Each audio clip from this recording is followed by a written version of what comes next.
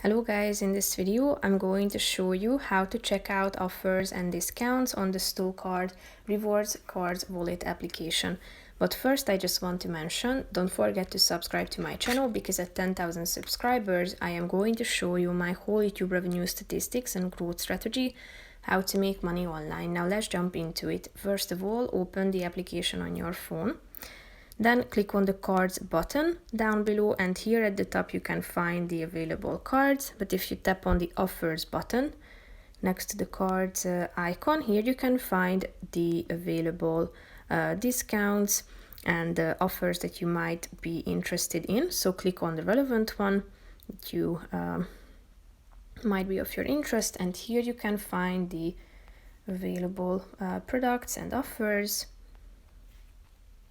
If you want to, you can also tap on this button in the upper right corner of the screen, meaning that you can check out the nearby stores. But first of all, you should need to enable location permissions, meaning that you have to go to your phone settings and allow the application to have access to your locations in order to detect the nearby stores so that you can get personalized offers. Basically, that's it. Here you can also receive personalized offers by turning on this notification feature. That's it for this video, guys. See you in the next one. Bye bye.